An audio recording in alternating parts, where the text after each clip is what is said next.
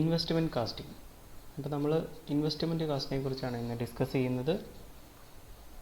So casting obtained by this method have very smooth surface and possesses high dimensional accuracy called as precision investment casting.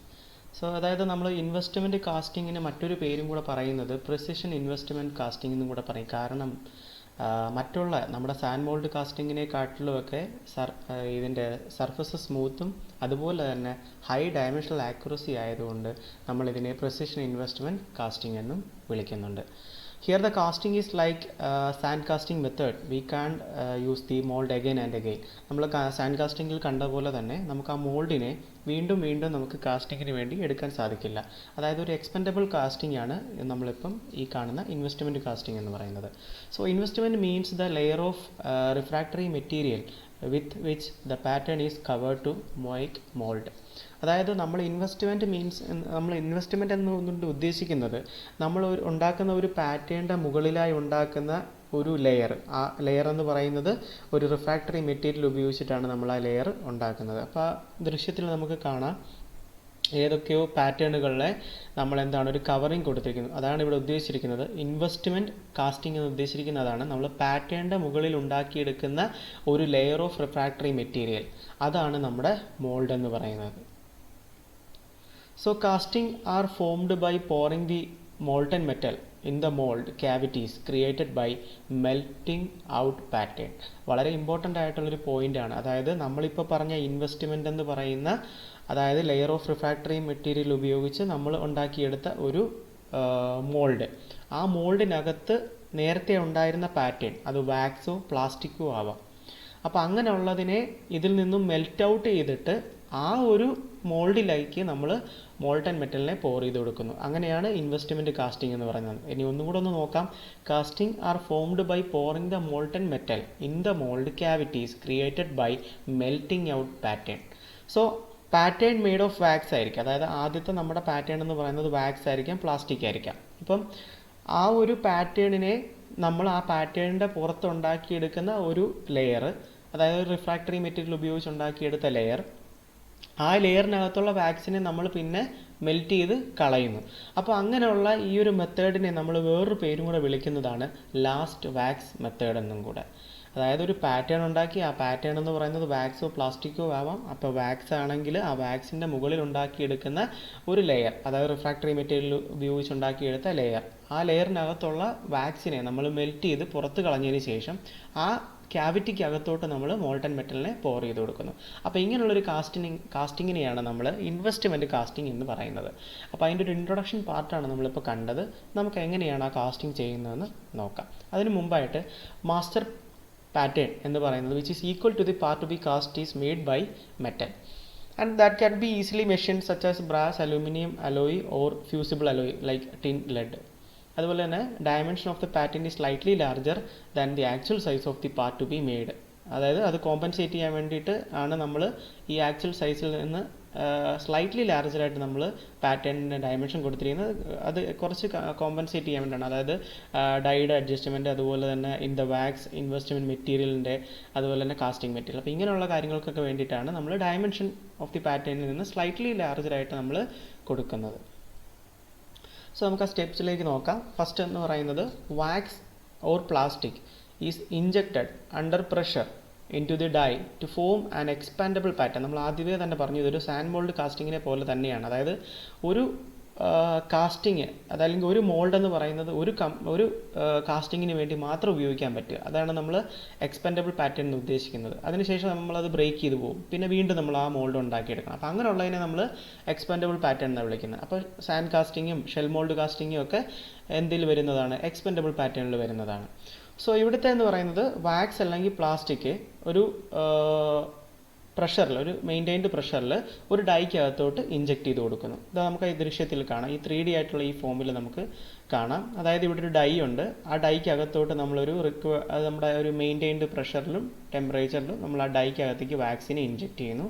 അതിനുശേഷം നമ്മളതിനെ ഡൈയെ remove ചെയ്ത് നമ്മൾ എന്ത് ചെയ്യുന്നു? ആ വാക്സ് പാറ്റേൺ എടുക്കുന്നു. അതിൻ്റെ ഒരു 3D അനിമേഷനാണ് ഇവിടെ കൊടുത്തിരിക്കുന്നത്. നമുക്ക് ദൃശ്യത്തിൽ കാണാം ഒരു ഡൈയെ.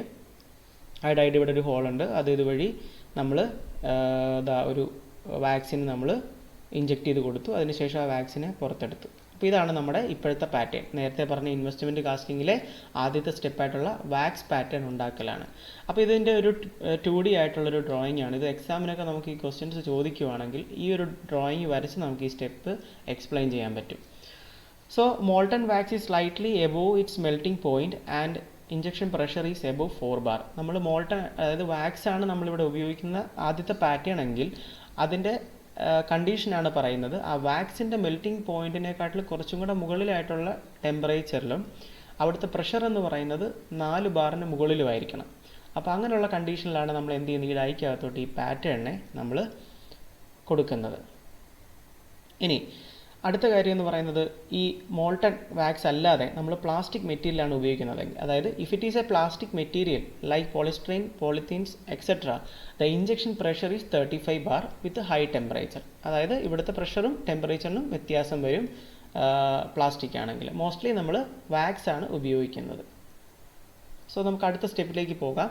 അതായത് എക്സ്പെൻഡബിൾ പാറ്റേൺ. അതായത് എക്സ്പെൻഡബിൾ പാറ്റേൺ എന്ന് ഉദ്ദേശിക്കുന്നത് ഈ ഡൈക്കകത്തു നിന്ന് എടുത്ത് ഈ പാറ്റേണിനെയാണ് അവർ എക്സ്പെൻഡബിൾ പാറ്റേൺ എന്ന് പറയുന്നത്. ഈ rinsed in alcohol to remove grease and dirt. എന്തെങ്കിലും അതിൽ ഗ്രീസോ ഡേർട്ടായിട്ട് എന്തെങ്കിലും ഉണ്ടെങ്കിൽ അത് റിമൂവ് ചെയ്യാൻ വേണ്ടിയിട്ടാണ് നമ്മളത് ചെയ്തത്. സോ നെക്സ്റ്റ് സ്റ്റെപ്പ് എന്ന് പറയുന്നത് നമ്പർ ഓഫ് എക്സ്പെൻഡബിൾ പാറ്റേൺസ്. നമ്മൾ ആ ഡൈക്കകത്തു നിന്ന് പുറത്തെടുത്ത ഈ റെഡ് കളറിൽ കാണുന്നതെല്ലാം ഓരോരോ വാക്സ് പാറ്റേണുകളാണ്. Are assembled as a tree for economy. അതായത് ഒറ്റ കാസ്റ്റിങ്ങിൽ തന്നെ നമുക്ക് ഇതിനെ എല്ലാം കൂടെ നമ്പർ ഓഫ് യൂണിറ്റ്സ് കൂട്ടാം. നമ്മളിപ്പം സാൻഡ് കാസ്റ്റിങ്ങിലും ഷെല്ലിലും ഒക്കെ ഒറ്റ പാറ്റേണാണ് കാസ്റ്റ് ചെയ്യുന്നത്. അപ്പോൾ അതിന് പകരം ഇപ്പോൾ എക്കണോമിക്ക് വേണ്ടിയിട്ട് നമ്മൾ എന്ത് ചെയ്യുന്നു, ഈ പാറ്റേണിനെ എല്ലാം കൂടെ ചേർത്ത് വെച്ച് നമ്മളൊരു ട്രീ ഉണ്ടാക്കുന്നു. അപ്പോൾ ഈ കാണുന്ന ഈ ഗ്രീൻ കളറിലെ കാണുന്ന ഈ ട്രീ എന്ന് പറയുന്നത് എന്താ തന്നെയാണ്, വാക്സ് തന്നെയാണ്. അപ്പോൾ ഈ മെറ്റീരിയലിലേക്ക് എന്ത് ചെയ്യുന്നു, ഈ പാറ്റേണുകളെല്ലാം അറ്റാച്ച് ചെയ്ത് ഇതിനെ ഒരു ട്രീ ആക്കി എടുക്കുന്നു. അപ്പോൾ അതിൻ്റെ എക്സ്പ്ലനേഷൻ നമുക്ക് 2D ആയിട്ടുള്ള ഈ ഫിഗർ നിങ്ങൾക്ക് എക്സാമിന് വരയ്ക്കാം. അതായത് വാക്സ് ട്രീ, അവിടെ നേരത്തെ നമ്മൾ ചിത്രത്തിൽ കണ്ടിരുന്ന ഡൈക്കകത്തെ ഈ പാറ്റേണിനെയാണ് അവർ അറ്റാച്ച് ചെയ്തിരിക്കുന്നത്. ഇവിടെ അത് അറ്റാച്ച് ചെയ്ത് ബ്രാഞ്ച് പോലെ വെച്ചിട്ടുണ്ട്. ഇതിനെ ഒരു ഫ്ലാസ്കിനകത്ത് നമ്മൾ വെച്ചിരിക്കുകയാണ്. സോ ഇതാണ് നെക്സ്റ്റ് സ്റ്റെപ്പ് എന്ന് പറയുന്നത്. അടുത്തത് ഈ ഉണ്ടാക്കിയെടുക്കുന്ന പാറ്റേണിൻ്റെ ട്രീയെ നമ്മൾ വിളിക്കുന്നല്ലോ. അപ്പോൾ ഇതിനെ ജോയിൻറ്റ് ചെയ്യുന്നത് ഈ പോർഷൻ വെച്ചിട്ടാണ്. ഈ ദൃശ്യത്തിൽ നമുക്കിങ്ങനെ ചിത്രത്തിൽ ഇങ്ങനെ കാണാം. അപ്പോൾ അതിൻ്റെ ഒരു വീഡിയോയാണ് ഈ കാണുന്നത്. ഈ കാണുന്നതും ഒരു വാക്സ് തന്നെയാണ്. ആ വാക്സിലേക്ക് നമ്മുടെ ഈ കാണുന്ന പാറ്റേണുകളെല്ലാം, അതായത് വാക്സിൽ ഉണ്ടാക്കിയ പാറ്റേണുകളെല്ലാം അറ്റാച്ച് ചെയ്യുവാണ്. എല്ലാ പാറ്റേണുകളെയും ആ ട്രീയുടെ 2 സൈഡുകളിലുമായിട്ടും 2 or 4 സൈഡുകളിൽ നമുക്കിതിനെ അറ്റാച്ച് ചെയ്ത് കാസ്റ്റിങ്ങിന് വേണ്ടി നമുക്ക് എടുക്കാം. അപ്പോൾ ഈ ഒരു സ്റ്റെപ്പ് മനസ്സിലായെന്ന് വിചാരിക്കുന്നു. ഈ കാണുന്നത് വാക്സ് തന്നെയാണ്. ആ വാക്സിലേക്ക് തന്നെ എന്ത് ചെയ്യുന്നു, ഇവിടെ ഇതിനെ അറ്റാച്ച് ചെയ്യുന്ന ഇതാണ് നിങ്ങൾ ഈ കാണുന്നത്. അപ്പോൾ ഇങ്ങനെയാണ് പാറ്റേൺ ട്രീ ഉണ്ടാക്കിയെടുക്കുന്നത്. So after drying a thin coating of primary investment slurry is made around the wax pattern by dipping these in the slurry. അപ്പോൾ നമ്മൾ നേരത്തെ ദൃശ്യത്തിൽ കണ്ട ഈ പാറ്റേൺ ട്രീയെ ഉണ്ടാക്കി ഫിനിഷ് ചെയ്തതിന് ശേഷം അതിനെ നമ്മൾ എന്ത് ചെയ്യുന്നു, നമ്മുടെ പ്രൈമറി ഇൻവെസ്റ്റ്മെൻറ്റ് സ്ലറിയിലേക്ക് നമ്മൾ ആ വാക്സ് പാറ്റേണിനെ എന്ത് ചെയ്യുന്നു, ഡിപ്പ് ചെയ്തെടുക്കുന്നു. അപ്പോൾ ഈ ഇൻവെസ്റ്റ്മെൻറ്റ് സ്ലറിയാണ് ഈ കാണുന്ന, ഈ ദൃശ്യത്തിൽ കാണാം. ഇതാണ് ആ പാറ്റേൺ. ആ പാറ്റേൺ നമ്മൾ എന്ത് ചെയ്യുന്നു, അതിനകത്തോട്ട് ഡിപ്പ് ചെയ്തെടുക്കുന്നു. അപ്പോൾ ഇതെന്ന് പറയുന്നത് നമ്മുടെ പ്രൈമറി ഇൻവെസ്റ്റ്മെൻറ്റ് സ്ലറിയാണ്. അതിൽ അടങ്ങിയിരിക്കുന്നത് സിലിക്ക ഫ്ലോർ ഉണ്ട്, വാട്ടർ ഉണ്ട്, ബോണ്ടിങ് ഏജൻറ്റ്. ഇത് 3ഉം കൂടെ ചേർന്നിട്ടുള്ളതാണ് ഈ സ്ലറി എന്ന് പറയുന്നത്. അതിലേക്ക് ഡിപ്പ് ചെയ്ത് നമ്മൾ എടുക്കുവാണ്. അപ്പോൾ ഇതാണ് അടുത്ത സ്റ്റെപ്പ് എന്ന് പറയുന്നത്. Then the pattern is taken out of the slurry and rotated to produce a uniform coating to fill inside corners and to drain out the excessive slurry. അതായത് നമ്മളിപ്പോൾ കണ്ട ആ മാനുവലിയാണ് ഒരാളപ്പോൾ അത് നമ്മൾ ഡിപ്പ് ചെയ്യുന്നത് കണ്ട് മെഷീൻസ് ഉപയോഗിക്കുന്നതുകൊണ്ട്, അങ്ങനെ മെഷീൻ ഉപയോഗിച്ചിട്ട് ഈ ട്രീയെ, പാറ്റേണിൻ്റെ ട്രീയെ നമ്മൾ ആ സ്ലറിക്കകത്തോട്ട് ഡിപ്പ് ചെയ്തതിന് ശേഷം പുറത്തെടുത്തിട്ട് അതിനെ ഒരു യൂണിഫോം സ്പീഡിൽ റൊട്ടേറ്റ് ചെയ്യുന്നു. ഫോർ പർപ്പസ് എന്താണ് അതിൻ്റെ, fill inside corners and to drain out the excessive slurry. Excessive ആയിട്ടുള്ള സ്ലറിയും എവിടെയെങ്കിലും കോർണറുകളിലേക്ക് ആ കോട്ടിങ് എത്താനുണ്ടെങ്കിൽ അത് എത്തിക്കാൻ വേണ്ടി ഒരു യൂണിഫോം സ്പീഡിൽ ആ പാറ്റേണിനെ എന്ത് ചെയ്യുന്നു, നമ്മൾ റൊട്ടേറ്റ് ചെയ്യുന്നു. ഓക്കെ, നെക്സ്റ്റ് സ്റ്റെപ്പിലേക്ക് പോകാം. അങ്ങനെ നമ്മുടെ സ്ലറി നിന്നും ഡിപ്പ് ചെയ്തെടുത്തിരിക്കുകയാണ്. Finally fine grain silica sand is sprinkled over the wet slurry surface. Thus the produced coating on the expendable pattern after drying is called pre coat. അതായത് നമ്മൾ ആ സ്ലറിക്കകത്ത് dip ചെയ്തെടുത്ത പാറ്റേണുകളെ എന്ത് ചെയ്യുന്നു, നമ്മൾ വേറൊരു കോട്ടിങ്ങിന് വേണ്ടി കൊടുക്കുന്നു. അവിടെ സ്പ്രിങ്കിൾ ചെയ്തിരിക്കുന്നത് ഫൈൻ ഗ്രെയിൻ സിലിക്ക സാൻഡ് ആണ്. ആ ദൃശ്യത്തിൽ നമുക്ക് കാണാം. ആ ചേമ്പറിനകത്തോട്ട് കൊണ്ടുപോയി ഇതാ ഫൈൻ ഗ്രെയിൻ സിലിക്ക സാൻഡ് ആണ് സ്പ്രിങ്കിൾ ചെയ്തിരിക്കുന്നത്. നമുക്കത് കാണാൻ പറ്റുന്നുണ്ട് അവിടെ സിലിക്ക സാൻഡ് സ്പ്രിങ്കിൾ ചെയ്യുന്നത്. അത് സ്പ്രിങ്കിൾ ചെയ്യുന്നത് എപ്പോഴാണ്? വെറ്റ് സ്ലറി സർഫസിലാണ്. അതായത് ഓൾറെഡി ഡിപ്പ് ചെയ്ത് എടുത്ത് യൂണിഫോം സ്പീഡിൽ നമ്മൾ അതിനെ റൊട്ടേറ്റ് ചെയ്ത ശേഷമാണ് എന്ത് ചെയ്യുന്നത്, നേരെ അതിനെ നമ്മൾ ഈ fine grain silica sand sprinkle ചെയ്യാൻ വേണ്ടിയിട്ട് ആ ചേമ്പറിനകത്തോട്ട് കൊടുത്തത്. സോ അതിന് ശേഷം ആയിട്ടുള്ള ഈ എക്സ്പാൻഡബിൾ പാറ്റേണിനെ ഡ്രൈ ചെയ്തതിന് ശേഷം നമ്മൾ പറയുന്നത് പ്രീ കോട്ടിങ് ചെയ്തു എന്നുള്ളതാണ്. അതായത് അത് ഡ്രൈ ആയി കഴിഞ്ഞ് കഴിഞ്ഞാൽ പിന്നെ നമുക്കതൊരു മോൾഡായിട്ട് തന്നെ നമുക്ക് കിട്ടും. അപ്പോൾ പ്രീ കോട്ടും കഴിഞ്ഞു. അപ്പോൾ പ്രൈമറി ഇൻവെസ്റ്റ്മെൻറ്റ് സ്ലറിയിലുള്ള ഡിപ്പിങ് കഴിഞ്ഞതിന് ശേഷം യൂണിഫോം സ്പീഡിൽ അതിനെ റൊട്ടേറ്റ് ചെയ്തതിന് ശേഷം നേരെ നമ്മൾ എങ്ങോട്ടേക്ക് ഒരു ചേമ്പറിലേക്ക് കൊടുത്തു. ആ ചേമ്പറിൽ എന്താണ് സ്പ്രിങ്കിൾ ചെയ്തിരുന്നത്? ഫൈൻ ഗ്രെയിൻ സിലിക്ക സാൻഡ് ആണ്. അതിനുശേഷം നമ്മൾ അതിനെ ഡ്രൈയിങ്ങിന് വേണ്ടിയിട്ട് എടുക്കുന്നു. അപ്പോൾ പ്രീ കോട്ടായി. ഇനി ഈ പ്രീ കോട്ട് ആയിരിക്കുകയാണ് അല്ലേ.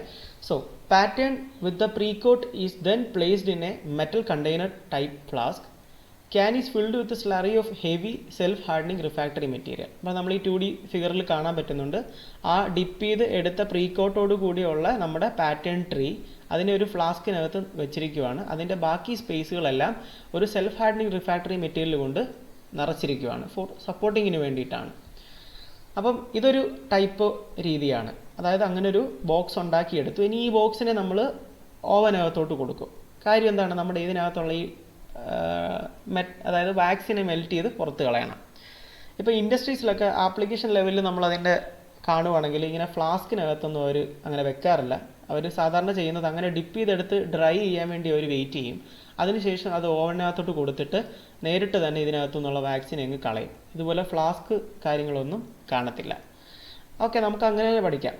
അതായത് ഒരു മെറ്റൽ കണ്ടെയ്നറിൻ്റെ ഫ്ലാസ്ക് ഉണ്ട്. അതിനകത്തേക്ക് നമ്മൾ എന്ത് ചെയ്യുന്നു, ഒരു റിഫാക്ടറി മെറ്റീരിയൽ നിറച്ച് ആ ഒരു പാറ്റേൺ നമ്മൾ സപ്പോർട്ട് ചെയ്ത് നിർത്തിയിരിക്കുകയാണ്. സോ ഓൾറെഡി ഇപ്പോൾ ഒരു ഷെല്ല് ക്രിയേറ്റ് ആയി കഴിഞ്ഞാൽ അല്ലേ.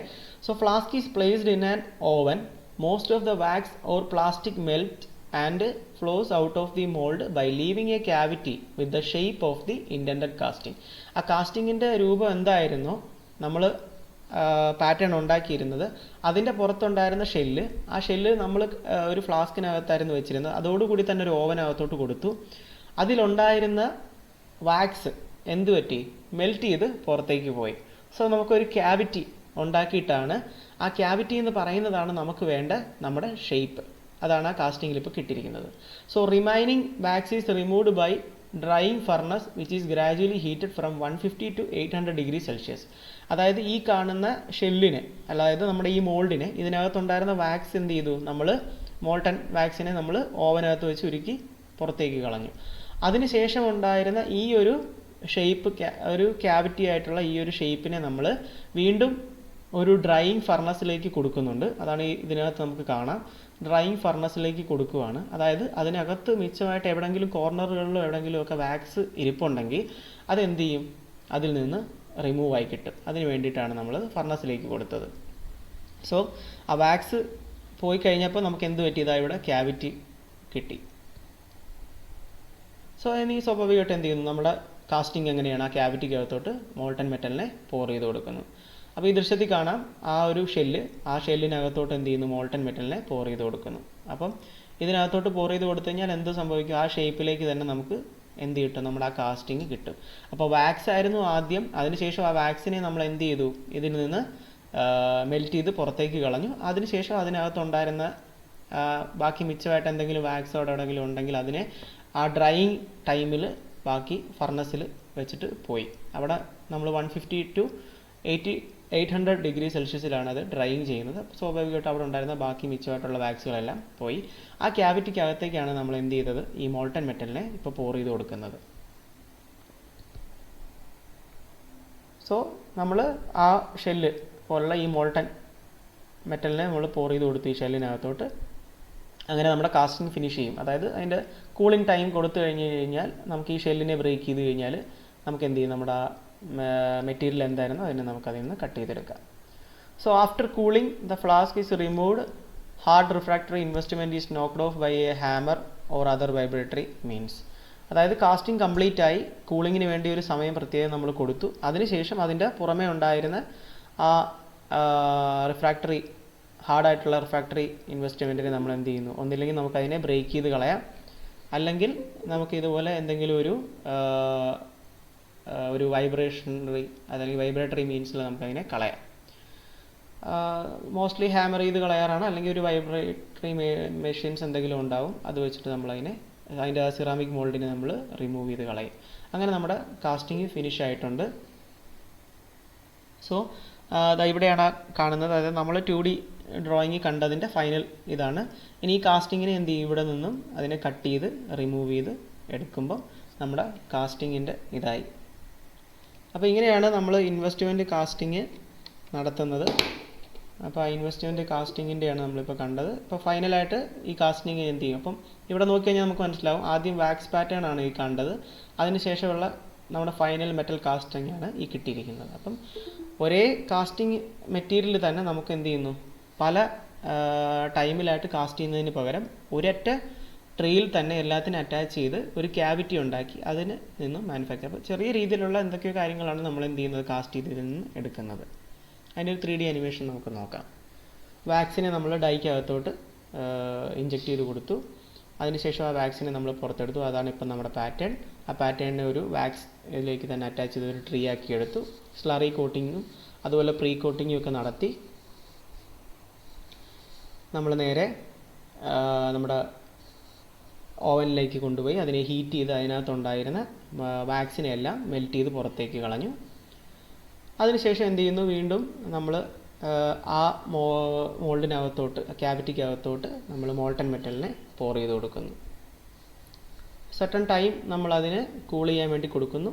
അതിനുശേഷം നമ്മൾ എന്ത് ചെയ്യുന്നു, ഒരു ഹാമർ ഉപയോഗിച്ചോ അല്ലെങ്കിൽ ഒരു റിഫ്രാക്ടറി മീൻസിൽ നമ്മൾ അതിനെ എന്ത് ചെയ്യുന്നു, ബ്രേക്ക് ചെയ്ത് എടുക്കുന്നു. അതിനുശേഷം ആ ട്രീയിൽ നിന്ന് അതിനെ കട്ട് ചെയ്തെടുത്താൽ ഫൈനൽ നമ്മുടെ കാസ്റ്റിംഗ് ആയി നമുക്ക് കിട്ടി. അപ്പോൾ ഇങ്ങനെയാണ് ഇൻവെസ്റ്റ്മെൻറ്റ് കാസ്റ്റിംഗ്. സോ ഇതിൻ്റെ ആപ്ലിക്കേഷൻസ് നോക്കാം.